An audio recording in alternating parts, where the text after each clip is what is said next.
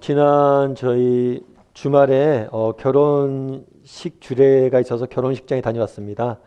근데 결혼식장에 갔는데 평소와는 조금 다른 풍경이었어요.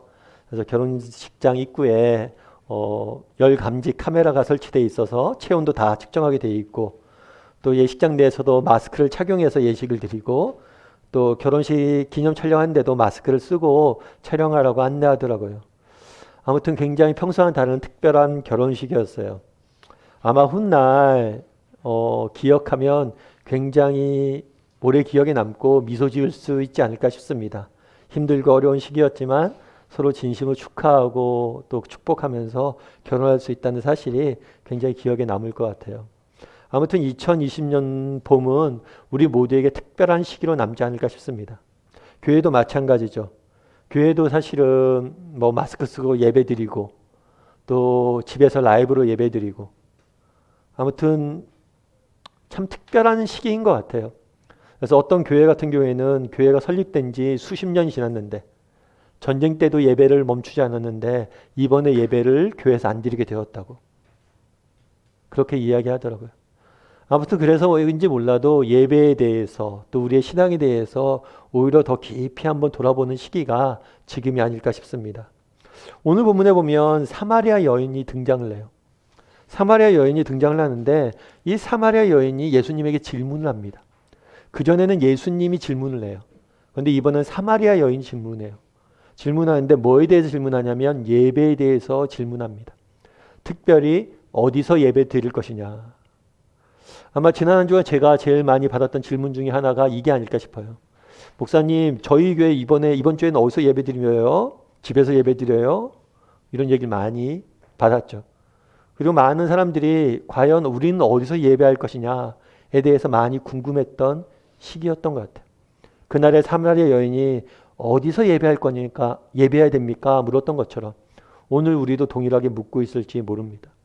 그래서 오늘 저는 여러분과 함께 예수님과 사마리아 여인이 나눈 대화 속에 나타난 예배란 무엇인지에 대해서 하나님이 찾으시는 예배자는 어떤 분이신지에 대해서 어떤 사람인지에 대해서 여러분과 몇 가지 이야기를 좀 나눠보고자 합니다. 첫 번째로 먼저 살펴보기 원하는 것은 예배란 과연 무엇이냐라는 거예요. 예배란. 그래서 예배란 무엇일까? 우리 시편 29편 2절 말씀을 한번 같이 읽어봤으면 좋겠습니다. 시편 29편 2절 말씀 같이 읽겠습니다. 여호와께 그의 이름에 합당한 영광을 돌리며 거룩한 옷을 입고 여호와께 예배할지니라. 시편 기자는 이렇게 얘기하죠. 하나님께 예배하자. 예배하자라고 이야기를 하는데 재밌는 것은 이 예배하자라는 말과 동의어로 쓰고 있는 게 있어요. 그건 뭐냐면 여호와께 그의 이름에 합당한 영광을 돌리며.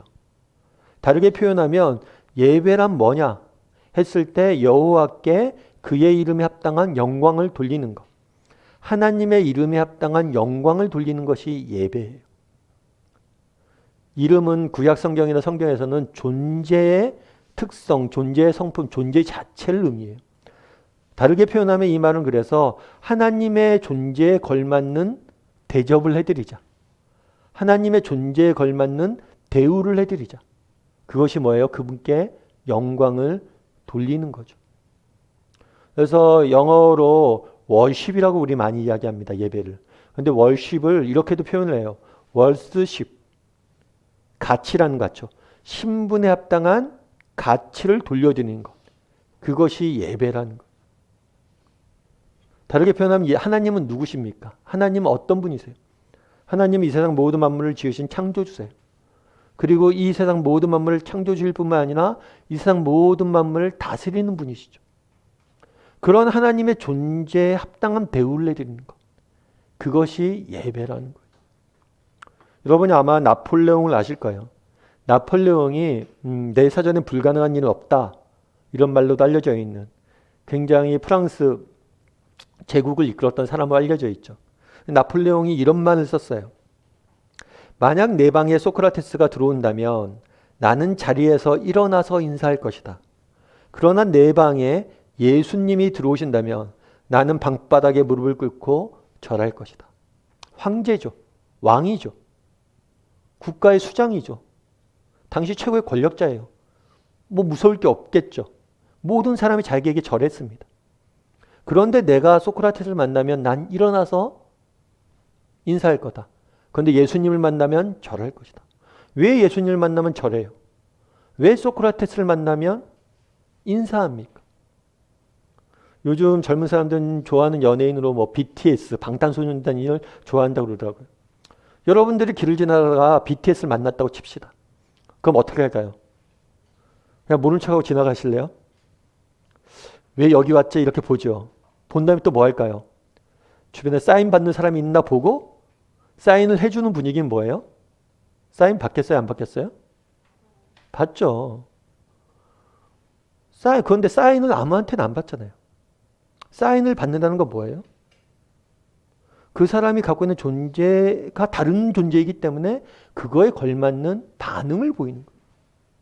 예배란 뭐냐면 하나님이란 존재에 대한 인간의 반응이에요. 하나님이란 존재에 대한 인간의 반응.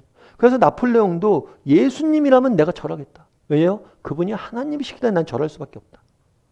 우리가 예배에 와서 우리는 경배한다는 이야기를 합니다. 예배에 와서 하나님께 영광 돌리고 하나님께 찬양하고 하나님께 엎드려 절한다라고 이야기를 해요. 왜 그렇게 하냐는 거예요. 예배란 무엇이냐 했을 때 하나님의 존재에 대한 우리의 반응이에요.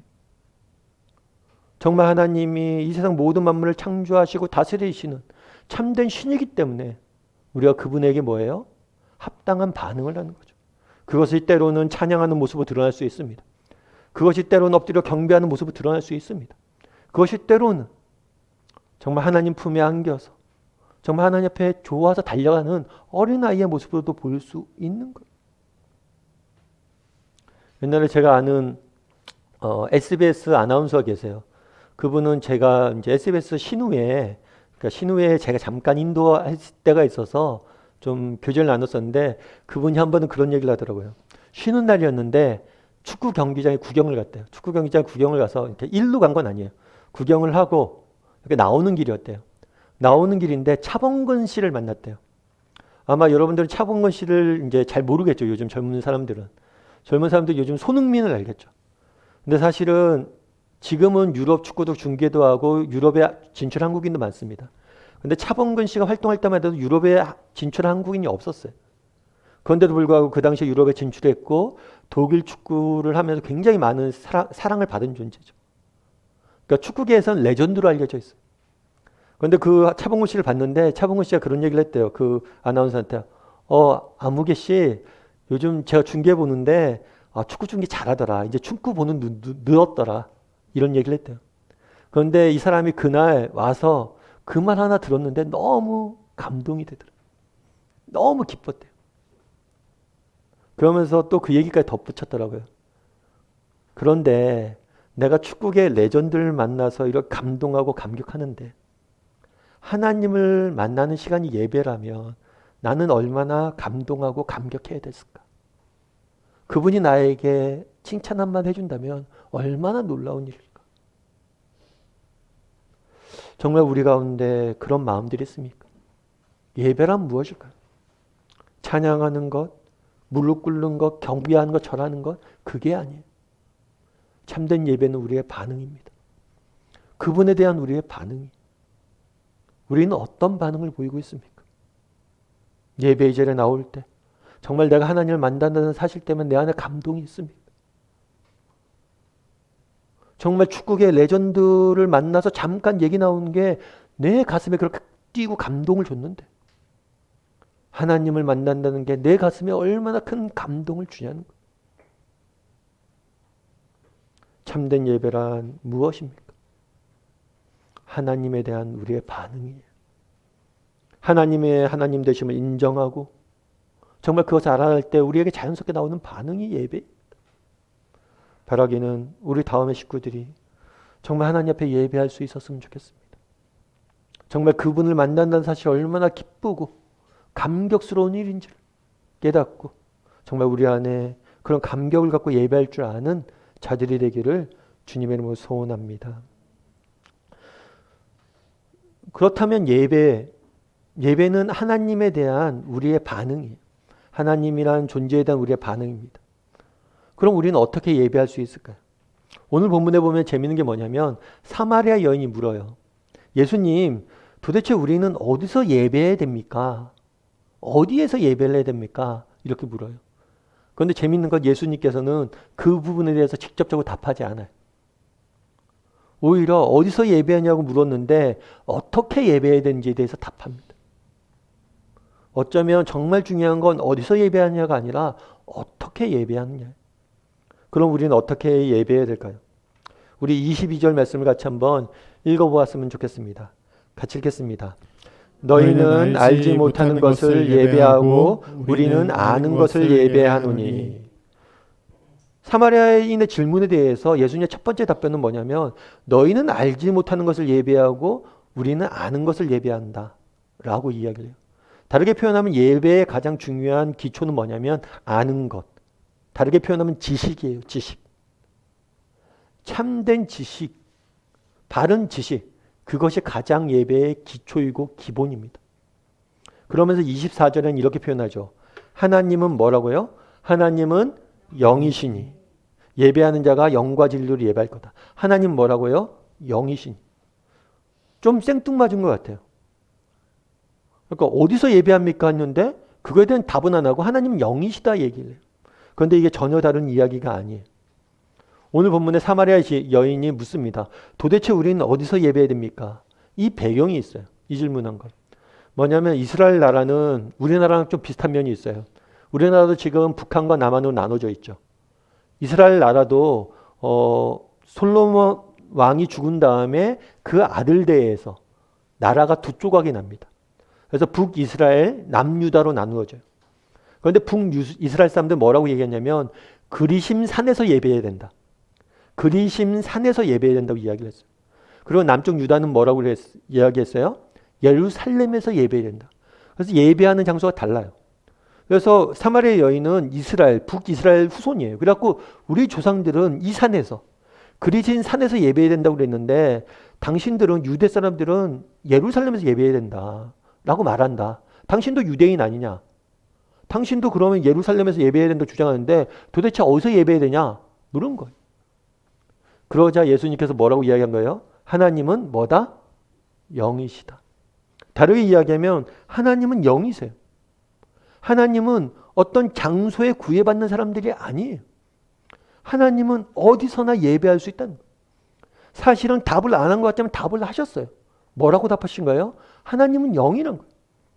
어디서나 니네들이 예배할 수 있다는 거예요. 실제로 훗날 그런 경험을 합니다. 이스라엘 역사들은. 이스라엘이 북이스라엘과 남유다로 나눠졌는데 둘 다 망해요. 망해서 남유다 사람들은 바벨론으로 포로로 잡혀가요. 그런데 바벨론으로 포로로 잡혀간 남유다 사람들이 고백하는 게 있어요. 뭐냐면 이스라엘 땅에 계셨던 하나님이 어디도 계시다?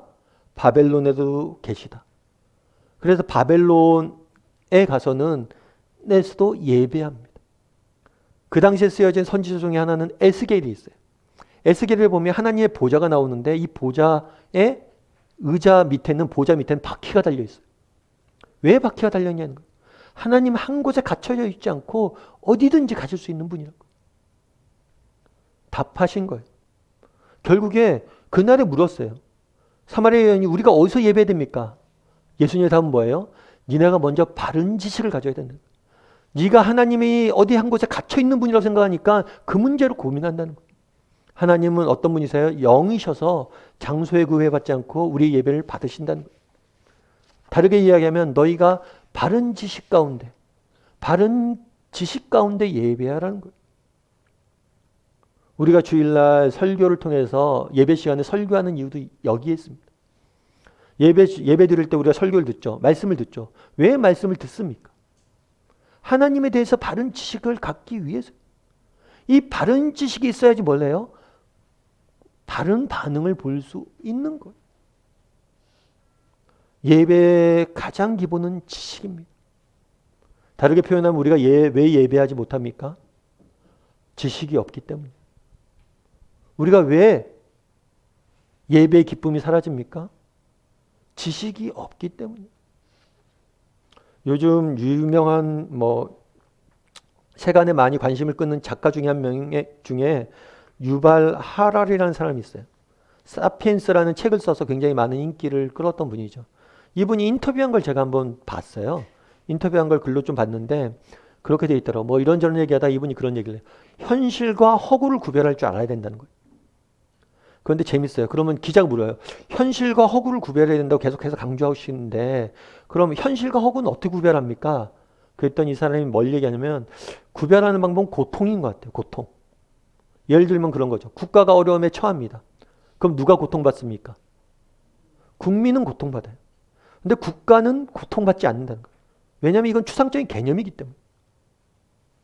나라 경제가 어려우면 누가 어려움을 당해요? 사업가와 또 직원들이 고통을 받죠. 근데 직장이라는 개념은 추상적인 개념이라 고통을 안 받는다는 거예요. 그러면서 그런 얘기도 해요. 종교도 마찬가지로. 인간은 고통받지만 신은 고통받지 않는다. 그래서 허상이란 거예요. 그런데 기독교가 말하는 하나님은 그런 분이 아니죠. 기독교가 말하는 하나님 어떤 분이세요? 우리와 함께 고통당하시고 우리 대신해서 고통당하시는 분이 하나님이시죠. 많은 사람들이 예배를 의무로 생각합니다. 예배하러 가자 그러면 또 가야 돼요? 왜 우리에게 예배가 의무로 다가옵니까? 무지하기 때문이에요. 왜 우리가 예배 자리로부터 멀어집니까? 무지하기 때문이에요. 하나님이 누구세요? 정말 하나님이 이 세상 모든 만물을 만드시고 다스리는 분이세요. 그분이 나랑 만나주겠다는데.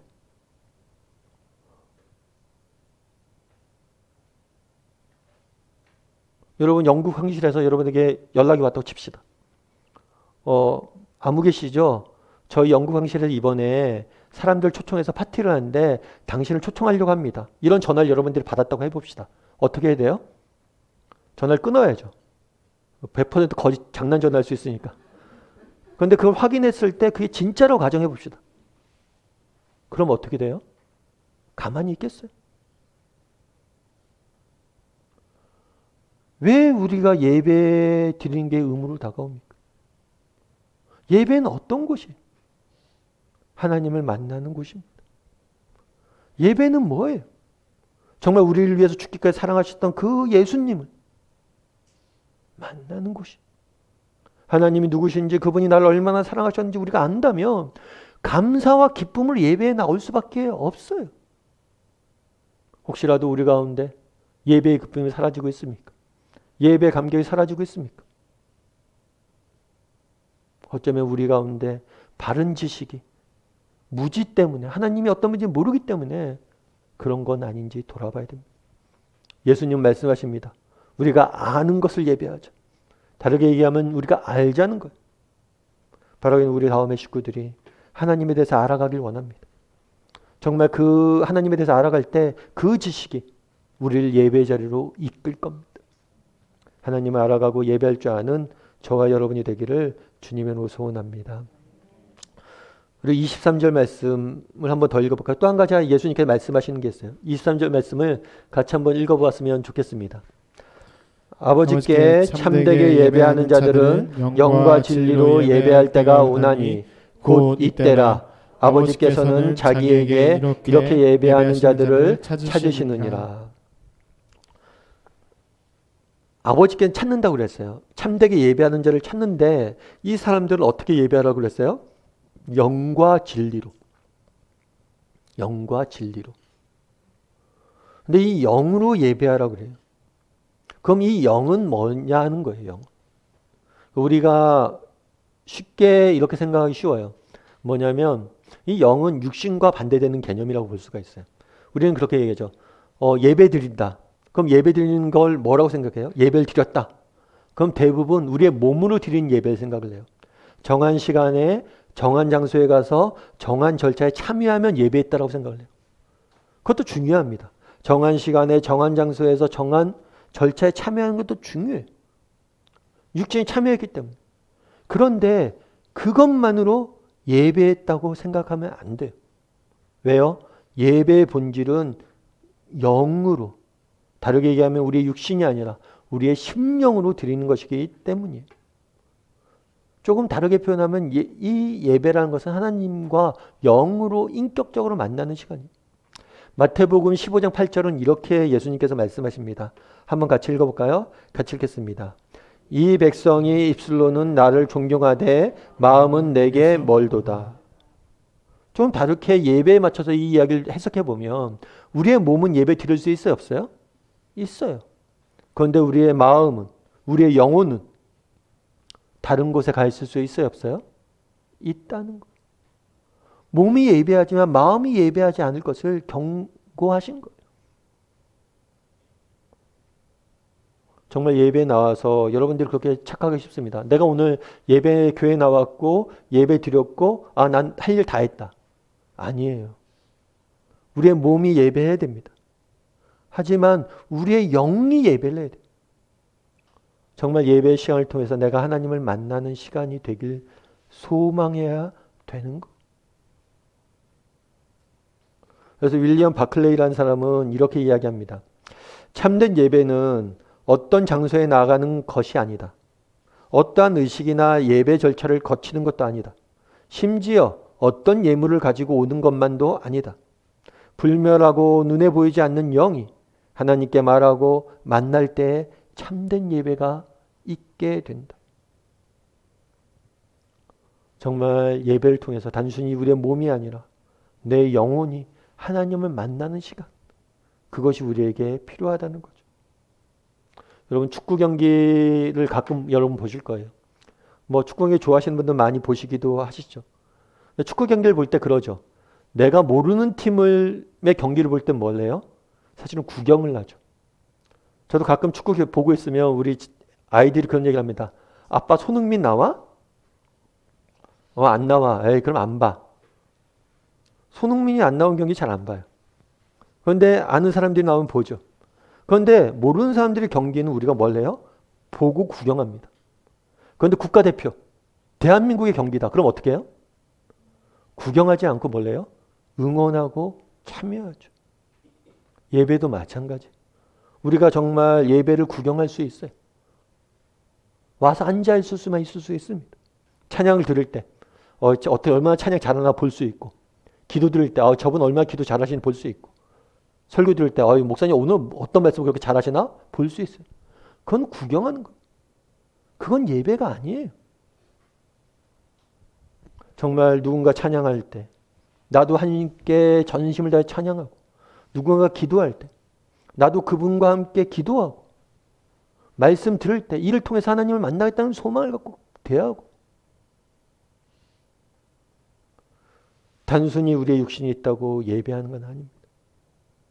참된 예배는 뭐예요? 영으로 드려야 돼요. 정말 우리의 마음으로 하나님을 만나고 정말 그분과 예배에 참여하고, 이것이 진정으로 우리가 드려야 될 예배입니다. 바라기는 우리 다음의 식구들이 우리의 몸뿐만이 아니라 우리의 마음이 예배했으면 좋겠습니다. 정말 예배 나올 때마다 그렇게 기도했으면 좋겠어요. 하나님, 이 시간 하나님을 만나고 싶습니다. 그런 마음으로 예배에 나오십시오.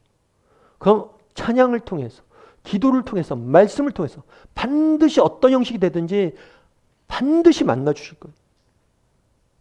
그런 믿음을 갖고 하나님을 만나기 위해서 나올 줄 아는 저와 여러분이 되기를 주님의 이름으로 소원합니다. 그런데 여기서 우리가 마지막으로 한 가지 기억해야 될 건 뭐냐면, 예배는 개인적인 만남인 동시에 공동체로 드리는 것이란 거예요. 오늘 사마리아 여인이 묻습니다. 우리가 도대체 어디서 예배해야 되느냐? 그런데 이게 예배해야 되냐 물은 이유가 있어요. 그건 하나님이 말씀하셨기 때문이에요. 신명기 15장 5절에는 하나님께서 이런 말씀을 주셨습니다. 한번 같이 읽어볼까요? 같이 읽겠습니다. 오직 너희의 하나님 여호와께서 자기의 이름을 두시려고 너희 모든 지파 중에서 택하신 곳, 그 계실 곳으로 찾아 나아가서, 하나님께서 택하신 곳에 너희가 찾아 나오라는 거예요. 나와서 너희가 함께 예배하는 거예요. 너희의 하나님, 너가 아니라 너희가 하나님 앞에 나오라. 각자의 처소가 있지만 특별히 나를 정해서 하루만큼은 너희가 모여서 예배하라고 성경은 이야기하고 있는 거예요. 다르게 말하면 예배의 본질은 공동체성에 있습니다. 앞서 얘기했던 것처럼 예배는 개인적으로 하나님을 만나는 시간이에요. 하지만 우리가 함께 드려지는 게 예배. 여러분, 저는 지난주부터 우리가 2주째 라이브 방송으로도 예배합니다. 사실은 급작스럽게 이렇게 닥쳐서 막 준비하다가 정신없이 예배를 드리긴 했죠. 근데 지난주에 예배를 드리고 나서 되게 많이 허전하더라고요. 되게 많이 허전했어요.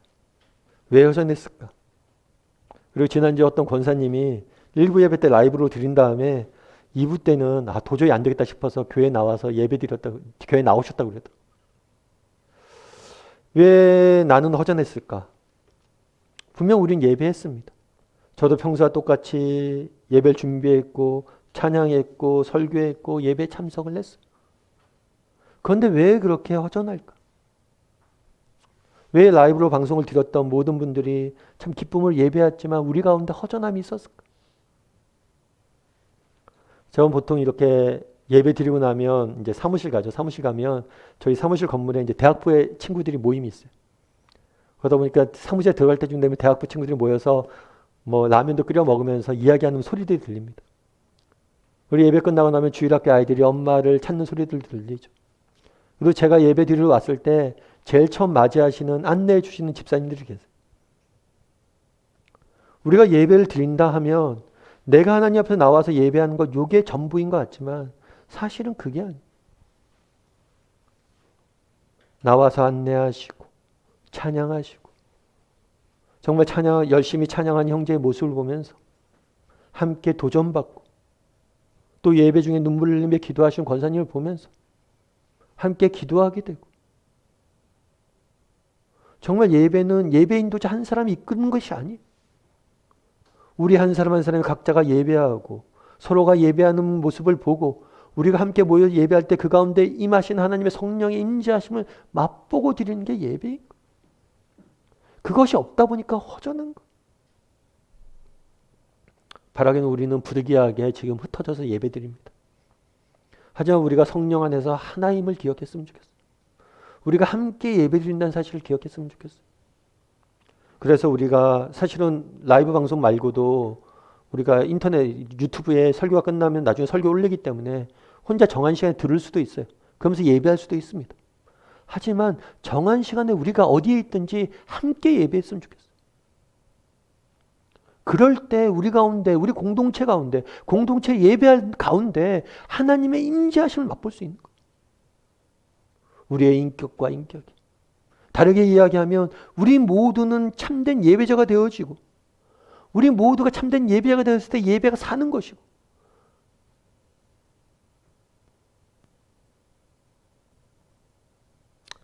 바라기는 우리 다음의 식구들이 예배는 공동체로 드리는 것이 참된 예배임을 기억하고 정말 공동체 가운데 함께 예배할 줄 아는 우리 다음의 식구들이 되기를 주님의 이름으로 소원합니다.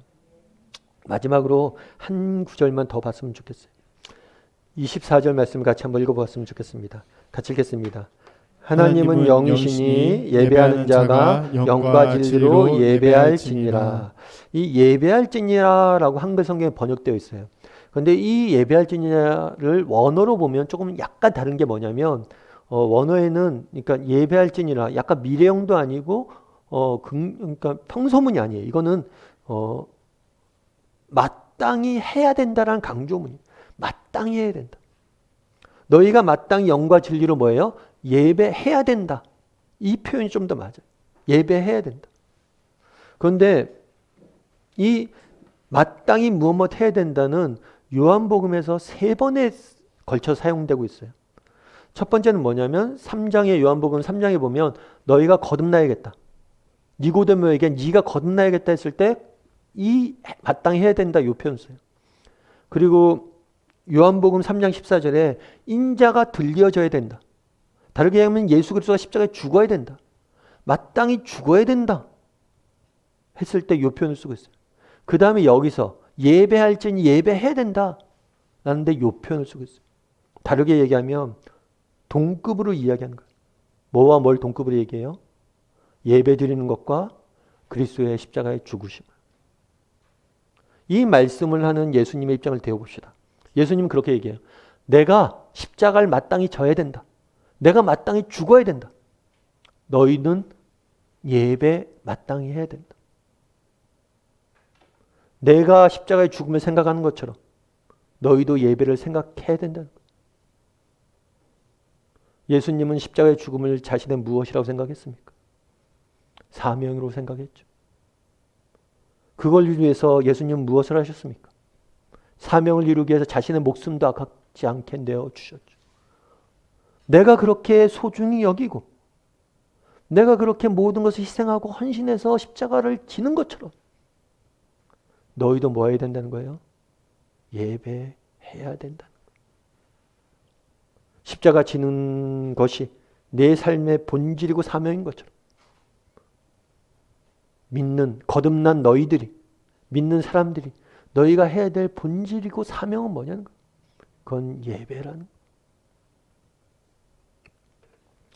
제가 예전에 체르노빌이라는 드라마를 본 적이 있어요. 이 체르노빌이라는 드라마는 이렇게 약간 다큐멘터리 형식의 드라마예요. 그래서 이 체르노빌은 어떤 거냐면 구소련에서 핵 발전소가 폭발한 적이 있어요.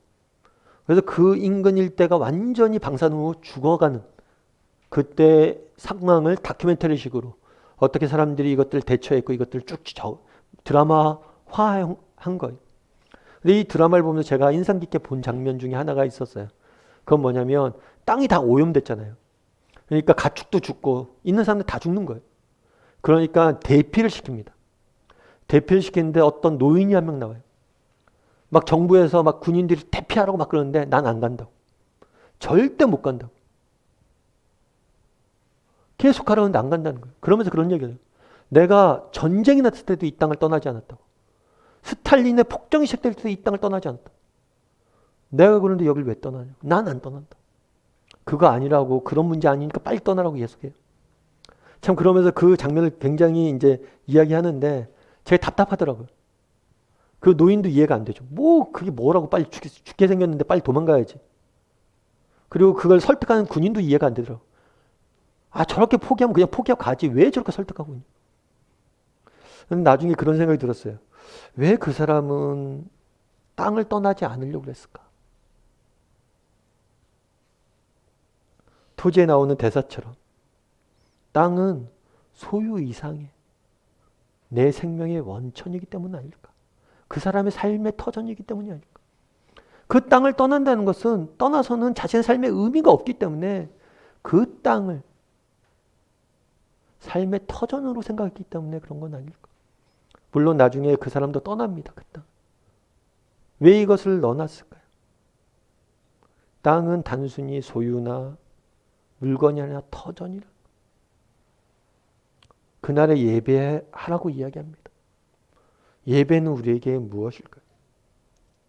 믿는 자에게 예배는 무엇입니까? 그건 터전이. 땅을 떠나서 인간이 살 수 없는 것처럼. 예배를 떠나서 우리는 살 수 없는 존재들이. 예배할지니라. 너희의 삶의 터전이 예배라는 것. 바라기는 우리 다음의 식구들이 참된 예배자가 되었으면 좋겠습니다. 예배가 우리의 삶의 터전이 되었으면 좋겠습니다. 어떤 상황에도 예배했으면 좋겠어요. 우리가 모이거나 흩어지거나 상관없이 늘 예배자를 사모하고 참된 예배자로 살아가는 저와 여러분이 되기를 주님의 이름으로 소원합니다.